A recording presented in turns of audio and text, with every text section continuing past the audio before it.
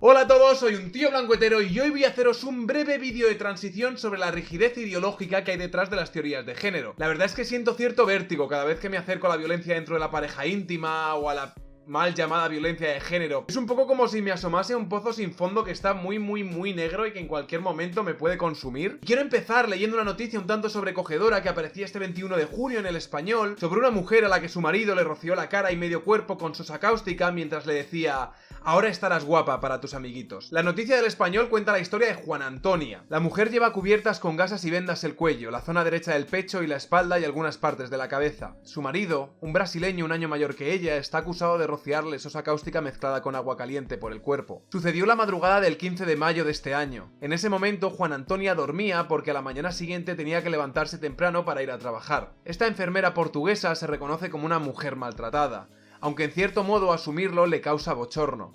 No es fácil.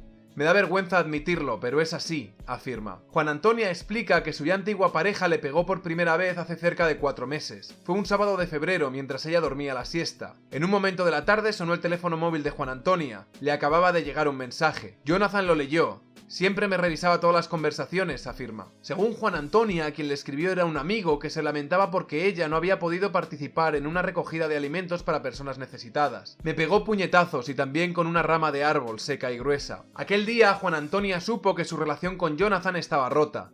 Dice que ella entendió en ese momento que debía separarse de él y se lo explicó, pero el hombre se negó en rotundo, cuenta ella. Me dijo que ya no la quería porque ahora estaba gordo y viejo. Yo le quise hacer entender que era porque las discusiones eran continuas. Él decía que íbamos a tirar a la basura 14 años de vida juntos. Sin embargo, Juana Antonia, según explica, decidió aguantar unas semanas más. Pero nada cambió. Cuenta que cuando salía por la calle solía llevar la cabeza gacha para no tener que saludar a nadie. Dice que si alguna vez hablaba en presencia de Jonathan con un dependiente de una frutería o una pescadería, luego él le decía: ¿qué? ¿Te has acostado con él? Reconócelo, anda. Juana Antonia le contó a varias amigas el problema que tenía en casa.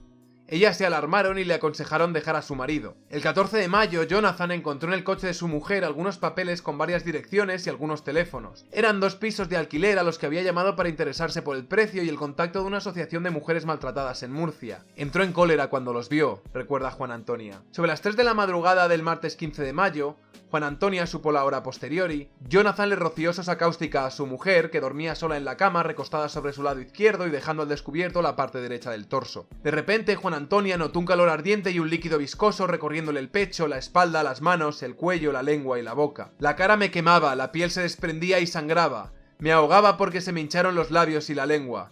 Rememora la víctima este miércoles para El Español. Juana Antonia intentó llegar al baño para echarse agua en el cuerpo. Él, según dice ella, le habría impedido el acceso.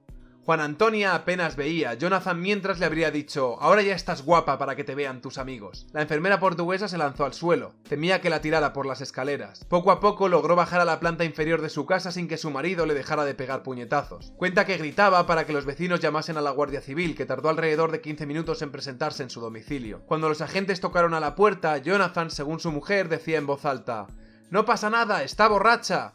Pero Juana Antonia siguió pidiendo ayuda y logró abrir. Tras salvarla de lo que a su juicio era una muerte segura, Juana Antonia ingresó en la UCI de un hospital murciano. Los médicos la entubaron durante día y medio. Temían que el ácido le llegara a la tráquea por haberle entrado a través de la boca. Por suerte no fue así, dice. Temieron por mi vida. Ahora, un mes después de la agresión, Jonathan sigue en prisión, y Juana Antonia ha vuelto a la casa que un día compartieron. Apenas tiene visión en el ojo izquierdo y ha perdido el oído en ese mismo lateral de la cabeza debido a que el ácido le perforó el tímpano. Al escuchar esta terrible historia de maltrato, podemos ver prácticamente todas las fases de un episodio de violencia. Un episodio que empieza con celos y que va escalando en una pirámide de malos tratos que pasó por los insultos, el maltrato físico y ante la posibilidad de perder a la otra persona culminó con un ataque de ácido sobre la cara de la mujer mientras dormía. Recordad la historia porque tendrá importancia más adelante. Como se percibe la violencia de género sería un tipo de violencia que se ejerce sobre las mujeres simplemente por el hecho de ser mujeres. Esta violencia tendría un carácter estructural. Eso significa que los hombres que se encuentran aquí arriba la ejercerían sobre las mujeres que se encuentran aquí abajo,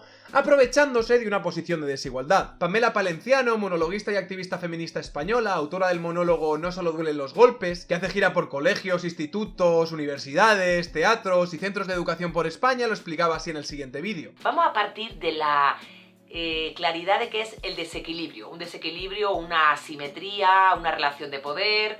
Ricos, pobres. Blancos, negros. Hombres, mujeres, adultos, niños, personas humanas, animales. Eso más o menos lo pillamos, ¿no? En este desequilibrio se pueden generar relaciones de poder que pueden llevar a la violencia. Casi siempre llevan a la violencia, porque nadie tiene que estar encima de nadie. Pamela afirma que la violencia, por definición, se da siempre en un sentido unidireccional, en este caso de arriba abajo. Es decir, que el que ejerce la violencia siempre tiene que estar en una posición dominante. Y que de hecho, al estar los hombres aquí arriba y las mujeres aquí abajo, lo más probable es que estas desigualdades nos lleven de forma natural a ciertas dinámicas de violencia. Por lo tanto, si un hombre está encima de una mujer, ¿cómo un hombre puede recibir violencia de alguien que está aquí, que se intenta colocar aquí? Puede ser su jefa, una madre hacia su hijo, niño, hombre, varón. Ya. Pamela da a entender que esta es la única violencia posible y que en las parejas los hombres, por definición, siempre estamos por encima de las mujeres porque somos socializados en la desigualdad. La violencia contra los hombres existe de otros hombres a otros hombres, de mujeres que se pueden colocar por encima, como reitero, una mujer que es jefa de un hombre de la misma edad, o ella resulta que es más joven pero él es su empleado.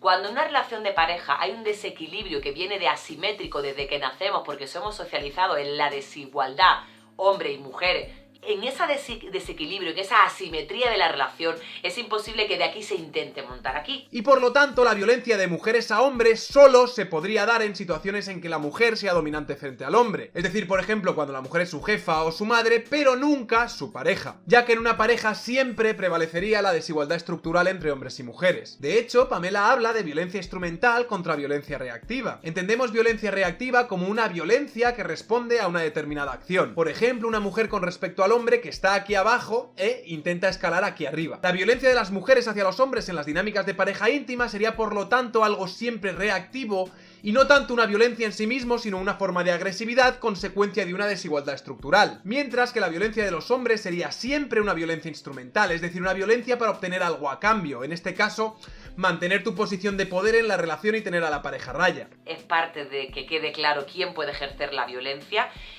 Una cosa es la agresividad y otra es la violencia. Esto para los que hacen antropología, sociología, psicología, pueden explicarnos mucho más qué es la agresividad, la rabia y qué es la violencia. No tiene nada que ver. Esta violencia no siempre sería física, además, también incluiría todas esas agresiones psicológicas que permitan al hombre tener a la mujer en esa posición de desigualdad y sometimiento. En la noticia de Juana y Jonathan, esta violencia instrumental para mantener a raya a la otra persona llegó hasta el punto de lanzarle sosa cáustica a la cara a la otra persona mientras dormía, en el momento en que él sintió que esa relación se había terminado. Es un gesto de posesión, una especie de o conmigo o con nadie. Pero os he hecho una trampa, que me imagino que a estas alturas algunos habréis adivinado, y es que Juan Antonia se llama en realidad José Antonio, y Jonathan se llama en realidad Deyanira. Y este es un episodio de violencia de una mujer hacia un hombre que pasó hace unas semanas en Murcia. Y la que presentaba celos cuando hablaba con la chica de la frutería era ella, la que le pegó de puñetazos y le golpeó con una rama de un árbol seca cuando él recibió un mensaje telefónico de su amiga fue ella, y finalmente la que le roció la cara con ácido mientras él dormía fue ella también. Pero por alguna razón que se encuentran las bases ideológicas de estas teorías de género que se están inyectando en todos nuestros estratos sociales, no se concibe de forma teórica la figura de José Antonio como una víctima de una violencia instrumental de su pareja. Pamela Valenciano no solo interpreta que la violencia contra los hombres en el ámbito de la pareja íntima no sea posible, porque parten de posiciones de desigualdad, sino que la agresividad de las mujeres hacia los hombres sería siempre una reacción contestataria a esta desigualdad estructural en la que todas las mujeres viven sometidas. Pamela interpreta que de hecho esa agresividad es casi por definición un acto de defensa ante esa violencia estructural que ejerce el hombre por defecto, por ser hombre y estar aquí arriba, vamos.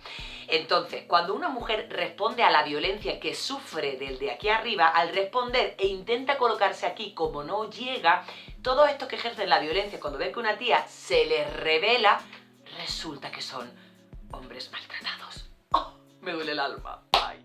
No tienes valor, Pamela Valenciano, de hablar con el hombre este al que su mujer le acaba de echar sosa cáustica en la cara mientras dormía y decirle que la violencia de su mujer hacia él no era tal y que bueno, que él no puede ser considerado o acogerse a las ayudas sociales de una persona maltratada porque estructuralmente, según tu línea ideológica, su relación en calidad de hombre con una mujer era en sí una forma de desigualdad, por lo tanto una forma de violencia, y que la reacción de su mujer no era más que una expresión reactiva ante esta opresión estructural. Por eso que los hombres maltratados por sus mujeres, que sufren denuncias, que nadie les cuenta, que es una cifra que no interesa al gobierno porque la doctrina de género, las políticas de igualdad están en su contra y no saben dónde acudir, bueno, pues a ver si podéis ver un poco más de información. Joder, es que estos hombres maltratados es que se quejan por todo, ha sido por la cara, ya es que ya será menos, anda, levántate, joder, es que estos tíos tienen unas cosas. Te estás mofando de tíos como este, es lo que estás haciendo, te estás